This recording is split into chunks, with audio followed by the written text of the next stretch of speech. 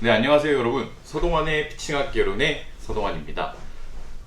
지난 시간에 말씀드린 대로 저희가 이번 주까지는 센터가 폐쇄가 되기 때문에 이렇게 실내에서 여러분들과 좀 토크 형태로 또 다양한 얘기를 나눠보는 그런 강의를 준비를 했습니다. 다음 주부터는 저희가 이제 실내 훈련이 이제 순차적으로 진행이 되기 때문에 여러분들께 루틴에 대해서 확실하게 조금 더 진도를 나갈 수 있는 그런 시간이 될 것 같고요. 이번 주까지만 조금 양해를 부탁드리겠습니다. 이번 주에 이제 여러분들과 강의를 통해서 나눠볼 얘기는 조금 앞서 나간 얘기인데, 저희가 이제 처음에 말씀드렸던 대로 애초에 저희가 이제 기술편을 제일 마지막에 루틴이 지난 다음에 이론, 루틴, 그 다음에 이제 기술로 이제 진행이 되는 그런 강의를 준비를 했는데요. 어쩌다 보니 상황이 이렇게 돼서 일단 오늘 기술편을 조금 한번 나가보려고 해요. 기술편에 어떤 얘기를 다루게 될 것인지, 그리고 또 많은 분들이 또 어떤 메신저를 통해서 또 문의를 주셨던 내용을 답을 하는 그런 시간이 될 수도 있을 것 같아요. 왜 변화구에 대한 얘기를 굉장히 많이 물어보시거든요. 문의가 굉장히 많은 그런 장르 중에 하나가 바로 변화구입니다. 그래서 오늘은 아무래도 변화구는 기술편에서 다루게 될 얘기지만, 오늘 변화구의 개념, 그리고 변화구란 과연 무엇인가, 그리고 어떻게 던져야 되는 건지 한번 여러분들과 얘기를 나눠보려 합니다. 변화구는 여러분, 당장 변화구를 내가 던진다고 했을 때 여러분들이 변화구를 배우는, 알게 되는 그런 프로세스를 한번 생각해 보시면 변화구가 던지기 어려울 수밖에 없는 그런 이유에 대해서 알 수 있습니다. 사실 변화구가 어떻게 보면 직구보다 더 던지기 쉬운, 제가 정확하게 말씀드리면 제가 거짓말을 하나도 안 보태고, 저희 센터에서 훈련하는 친구들 중에 예를 들어서 변화구를 하나 배워야겠다, 그럼 그 변화구가 손에 익기까지, 편한 느낌이 들 때까지 드는 시간은 사실 5분이 채 안 걸립니다. 이유는 간단합니다. 변화구를 던지기 위해서는 기본적으로 직구가 마스터가 돼야 됩니다.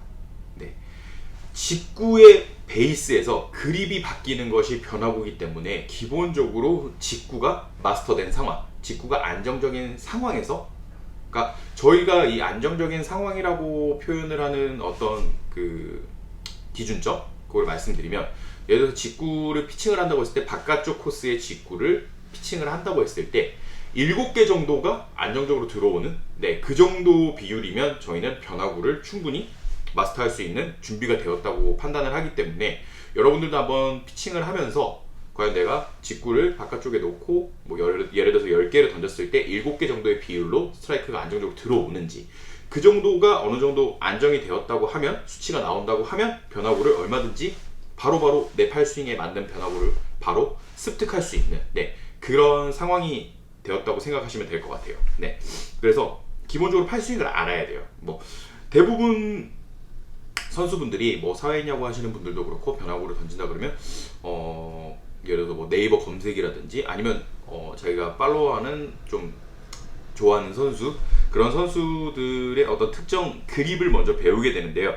그립을 먼저 배워놓고 이 변화구를 그 해당 어떤 피사체와 같이 던진다, 그렇게 생각했을 때 사실 그게 불가능한 일은 아니에요. 하지만 시간이 굉장히 많이 걸려요. 한 예로 저희가 이제 선수 생활할 때, 이재학 선수, 지금 NC에서 선발로 뛰고 있는 이재학 선수가 서클 체인지업을 굉장히 잘 던지잖아요. 이재학 선수가 이 서클 체인지업을 정말 지금처럼 완벽하게 강약 조절이면 코스까지 마스터하는 데까지, 거의 캐치볼 하는 데만, 캐치볼 하면서 이제 그립을 잡고 이 손에 익히려고 굉장히 많은 시간을 투자를 했다고 그러더라고요. 어떻게 보면 정말 이재학 선수의 철학이 담긴 체인지업이죠. 그렇기 때문에 이재학 선수가 구종이 단조롭지만 안 맞을 수밖에 없는, 그만큼 철학이 담겨있는 구질이기 때문에 타자들이 쉽게 공략할 수가 없는 것이죠.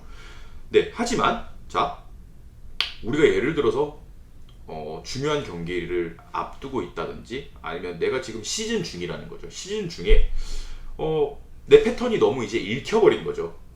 너무 단조롭다든지 패턴이 읽혀서 타자들이 지금 이제 나를 너무 쉽게 공략하기 시작하는데 빨리 어떤 전환점을 맞이하기 위해서 구종이 하나가 추가돼야 되는 상황인 거죠. 이런 상황에서 막 내가 어떤 특정 그립을 잡고 막 손에 익혀서 하기에는 굉장히 시간이 부족하다는 거죠. 그리고 캠프 가서 뭐 스프링 캠프라든지 동계훈련에서 몇 개월의 시간이 있다고 한들 정말 그거를 마스터에서 시즌에 써먹기가 굉장히 쉬운 일이 아니에요. 시간이 굉장히 많이 필요하기 때문에 제일 쉽고 편하게 습득해서 바로 경기 때 써먹을 수 있는 건 나에게 맞는 그립을 찾는 거예요. 나에게 맞는 그립. 근데 그 그립을 찾기 위해서는 아까도 말씀드렸지만 내 직구의 구질이 어떻게 나오는지 어떤 길로 가는지를 알아야 된다는 거죠. 네. 여러분 그 남자분들은 당구 치시는 거 많이 좋아하시는 분들이 많을 거라고 생각되는데요. 당구 보면 이제 굉장히 많은 구질들이 있잖아요. 뭐 제각 돌리기도 있고 뭐 밀어치기 뭐 끊어서 짧게 치기 뭐 제가 당구는 잘 모르지만 굉장히 이제 많은 어떤 구질을 선택할 수 있는 그런 어떤 선택 사항들이 경기를 하기 위해서 많다고 알고 있는데요.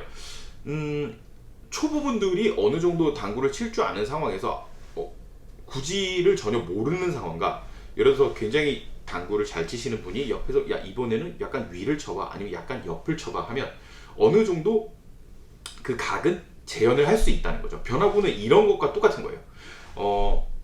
예를 들어서 이게 야구공인데 포심, 네, 직구라는 포심은 여러분 다 아시겠지만 이렇게 실밥이 4번 걸리기 때문에 포심인 거죠. 네, 하나, 둘, 셋, 네, 포심. 1, 2, 3, 4, 네, 포심인 거죠. 그죠? 투심은 이제 세로로 이렇게 이제 회전이 한번 돼서 실밥이 여기 하나, 2번 걸리기 때문에 투심인 거죠. 1, 2, 그죠? 자, 이렇게 패스트볼 종류가 포심 패스트볼이 있고 투심 패스트볼이 있어요. 그리고 조금 더 나가면 이쪽에서 직구 모양에서 살짝 누워서 가주면 컵 패스트볼이 있고요. 그리고 실밥이 아예 하나가 걸리게 되면 원심 패스트볼이 있어요. 원심을 던지는 선수가 그렇게 흔하진 않지만 그래도 던지는 선수는 있어요. 네, 자 그런데 여러분 한번 생각해 볼게요. 자, 포심을 이렇게 잡고 공을 이제 힘을 전달을 했다고 했을 때 이렇게 이쁘게 가서 똑바로 가는 것이 포심의 개념이라는 거죠. 근데 자, 내가 만약에 실밥을 정말 막 예를 들어서 막 이렇게 막 이상하게 잡았어요. 그리고 포심을 던지는 요령으로 던졌단 말이죠, 공을. 그러면 과연 이 공이 똑바로 갈까요? 절대 똑바로 가지 않겠죠. 네, 그게 변화구입니다. 변화구. 네, 그래서 변화구의 개념을 막 어떤 분들 보편적으로 그런 것 같아요. 그립을 어떻게 잡고 막 손목을 막 커브를 던질 때 막 과하게 스피드를 준다든지 뭐 슬라이더 던질 때는 뭐 예를 들면 뭐 타자 왼쪽 어깨, 우타자 왼쪽 어깨 쪽을 보고 이렇게 빼서 포수 쪽으로 이렇게 가게 만든다. 뭐 이런 얘기들을 많이 대체적으로 들어보셨을 거라고 생각을 해요. 하지만 절대 이렇게 해서는 변화구를 던질 수가 없습니다. 뭐 각은 재현할 수 있겠죠. 각은 재현할 수 있겠지만 타자한테 영향력을 줄 수 있는 변화구는 절대 구현이 되지 않는다는 거죠. 네. 자, 타자의 시각에서 타자의 입장에서 이 변화구를 속는 과정을 짧게 한번 설명을 드려볼게요. 기본적으로 투수 플레이트에서 포수까지 거리는 18.44m죠. 네, 이 18.44m에서 타자가 투수의 공이 직구인지 그리고 코스가 몸쪽인지 바깥쪽인지 그리고 이게 변화구인지 아니면 이걸 내가 칠 건지 참을 건지 그 판단하는 지점이 있어요. 그 지점이 바로 18.44에서 12m 지점이에요. 12m 지점에서 이미 타자는 이걸 칠 건지 이게 어떤 코스인지 판단이 되고 반응을 하기 시작하는 거예요. 네, 굉장히 빠르죠. 12m 지점이면. 네, 근데 좋은 변화구로 하면 자, 여러분이 지금 타자의 시각이고 투수의 공이 여기서 날아온다고 생각해 보세요. 그러면 12m 지점이 이쯤인데 그럼 예를 들어서 내가 바깥쪽 직구를 던진다고 했을 때 이 12m 지점에서 바깥쪽 직구가 요 동그란 터널을 지난다고 생각해 보세요. 여기 자, 손높이에서 이 터널을 통과해서 바깥쪽으로 가는 거죠. 자, 근데 이 터널을 지나야 좋은 공이라는 거예요. 네, 내 손에서 떨어져서 이 터널로 직구가 들어가고 이 12m 지점까지 슬라이더가 아무리 내가 슬라이더를 던지더라도 이 터널까지 통과를 해서 변화가 일어나고 네, 예를 들어서 뭐 서클 체인지업이라든지 싱킹성의 볼을 던져도 손에서 떨어져서 12m 지점까지는 이 직구의 터널을 통과해서 변화를 해야 타자 입장에서는 배트가 나올 수밖에 없는 거예요.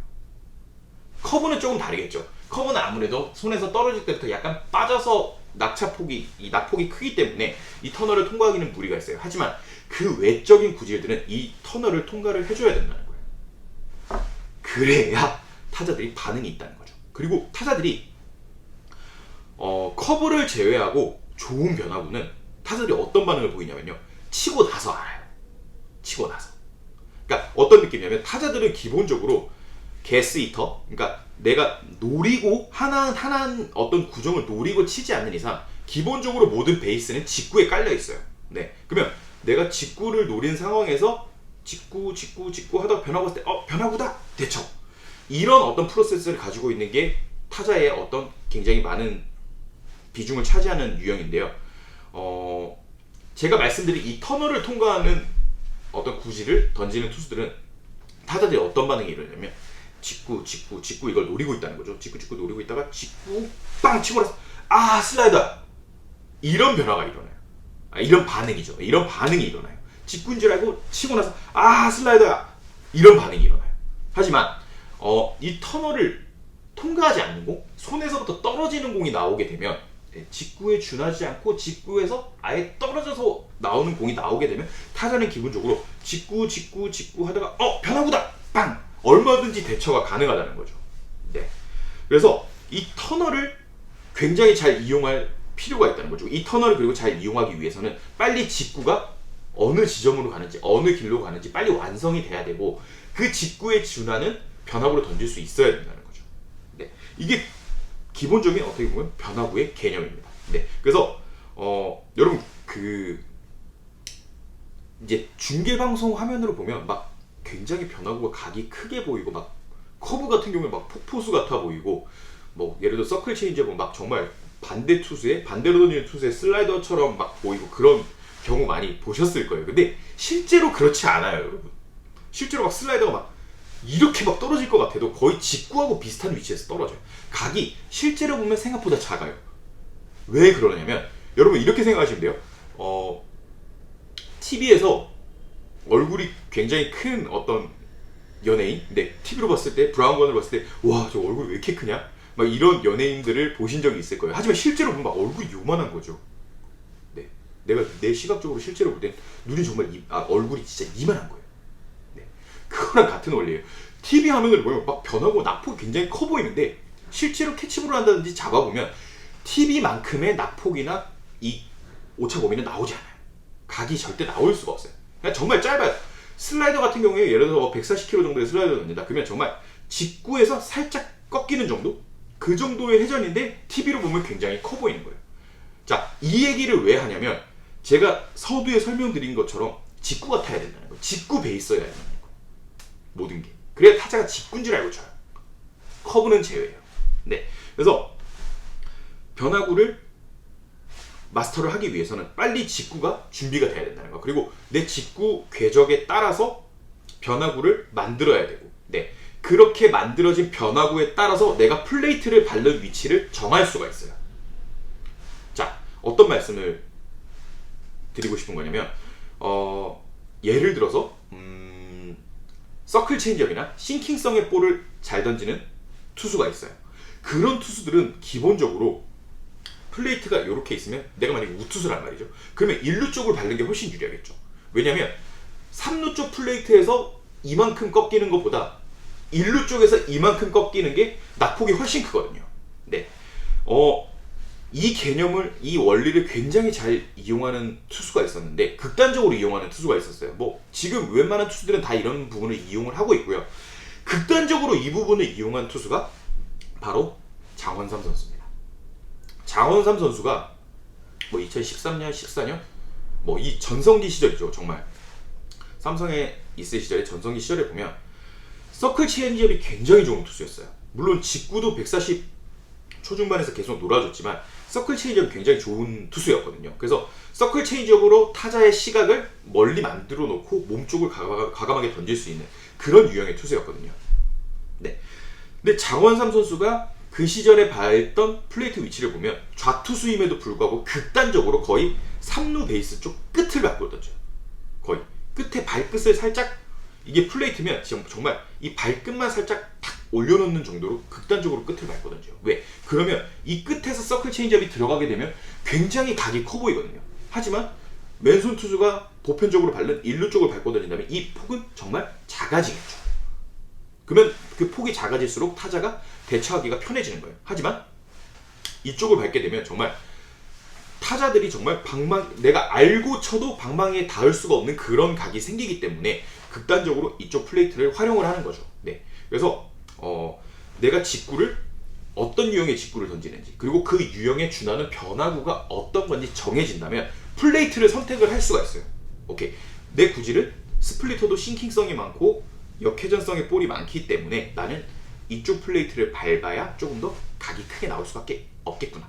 네. 이런 유형이 정해지는 거죠. 그리고 이 유형이 정해지면 타자고 이제 내가 어떻게 싸울지 계산이 나오게 되는 거죠. 지피지기라는 말이 있어요, 여러분. 그죠? 지피지기는 항상 꼭 들어가는 말이 있어요.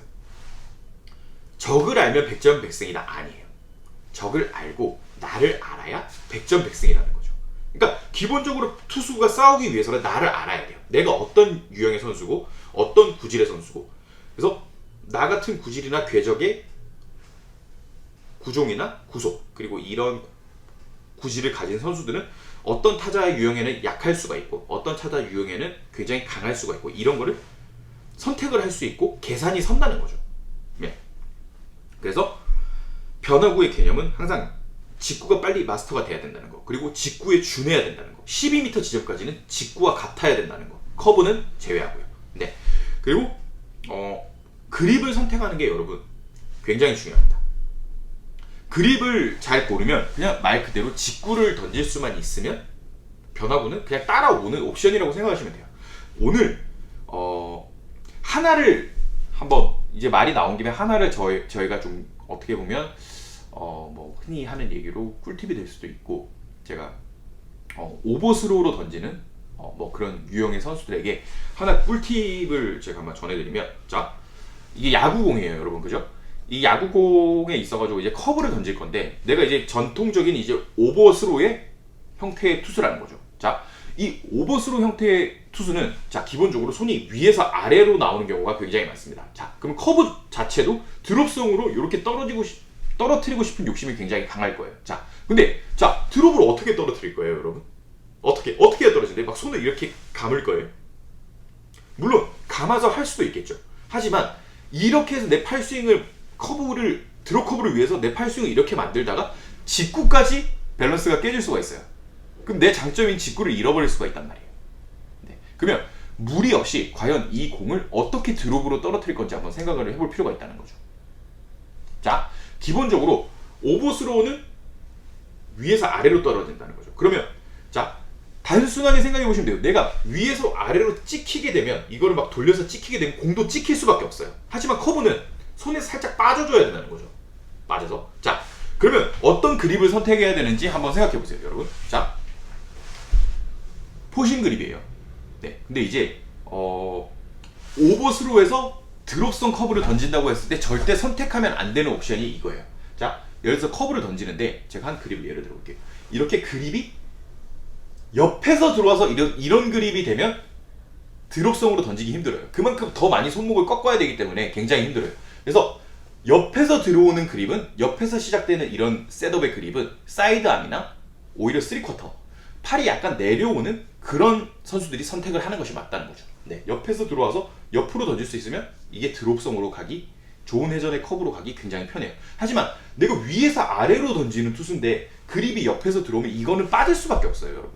그래서 자 어떤 선택을 하느냐 내가 팔이 높고 오버스로우로 하면 그립이 밑에서 들어와야 돼요.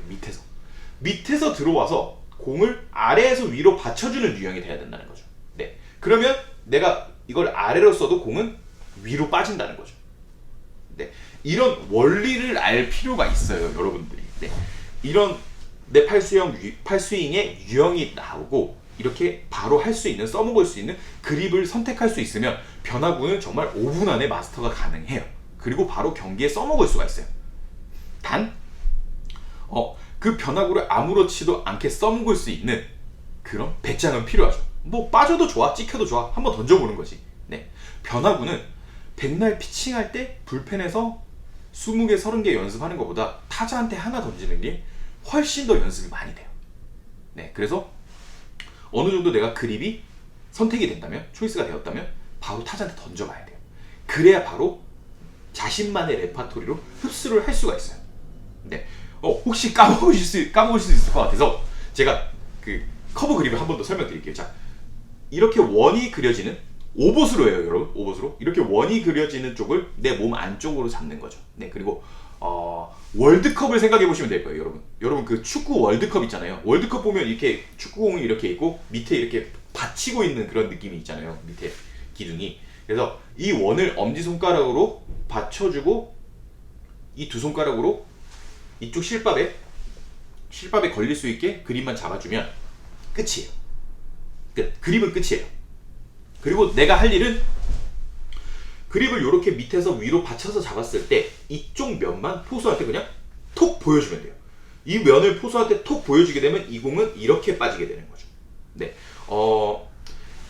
연습을 하실 때 담 넘어 던진다고 생각하시면 되게 좋아요. 네, 어떤 담이 하나 있다 생각하고 2층에 어떤 담이 있다고 생각하고 이런 그립을 잡고 2층 위로 톡톡 던지다 보면 손에서 스르륵 탁탁 걸리면서 빠지는 느낌이 나실 거예요. 네, 이걸 반복적으로 하시다 보면 충분히 커브는 마스터하실 수 있을 거라고 생각합니다. 그리고 피칭을 하실 때는 이제 포수가 보통 자 피칭을 한다 그러면 미트를 이렇게 대고 있거든요. 이렇게 자 던져 이렇게 대고 있는데 내가 커브를 던질 때만큼은 포수가 미트를 이렇게 있다고 생각하세요. 네, 포수가 자 이렇게 있다고 생각하시고 여기에 공을 떨어뜨려 준다는 그런 느낌으로 커브 연습을 하시면 금방 마스터하실 수 있어요. 네, 중요합니다. 항상 내가 오버스로를 하면 그립이 절대 옆으로 들어와서는 안 돼요. 밑에서 들어와줘야 돼요. 반대로 오버스로인데 내가 슬라이더를 던지고 싶은 거죠. 그러면 그립 자체가 위에서 들어와야겠죠. 위에서 공 정수리를 누를 수 있는 그립으로 들어와야 된다는 거죠. 네, 또 반대로 내가 오버스로지만 횡으로 가는 슬라이더를 던지고 싶은 거죠. 그러면 그립도 옆으로 가줘야 된다는 거예요. 그래야 그런 구종을 던질 수가 있어요. 모든 것 커브 하나 빼고는 직구 베이스라는 거 꼭 기억을 하셔야 됩니다. 네, 변화구는 이 부분이 가장 중요합니다. 네, 어떻게 보면 오늘 강의 내용 자체가 지난주에 팔스윙이랑 좀 겹친다는 생각을 하실 수도 있을 것 같아요. 근데 겹치는 게 정확합니다. 네, 이게 어찌됐든 다른 사람의 어떤 기술을 습득해서 내 것으로 만드는 시간보다는 내가 어떤 유형인지 파악을 하고 내 몸을 어떻게 사용하는지 습득을 해서 나 자신을 알아가고 나 자신을 가꾸는 것이 나만의 색깔을 내는 것이 훨씬 더 시간이 짧고 부상의 확률을 줄일 수 있다는 것을 명심하셔야 됩니다. 네, 이제 다음 주부터는 이제 저희가 센터를 오픈을 해서 조금씩 이제 활용을 할 것이기 때문에 2주 동안 못 나갔던 루틴 편을 조금 더 진도를 나갈 수 있을 것이라고 생각합니다. 네, 루틴 편을 통해서 여러분들이 조금 더 앉아서 하는 야구가 아닌 몸으로 습득을 할 수 있는 야구, 네, 그리고 바로 효과를 얻으실 수 있는 야구를 위해서 이 서동환의 피칭학교론이 정말 열심히 강의를 또 준비를 해보도록 하겠습니다. 한 주 동안 또 건강하시고요. 이번 주는 저희가 이 일정 때문에 야외 훈련 일정 때문에 강의가 조금 늦게 업로드 된 점 네, 진심으로 사과드립니다. 네, 다음 주에 루틴 편 강의로 찾아뵙도록 하겠습니다. 감사합니다.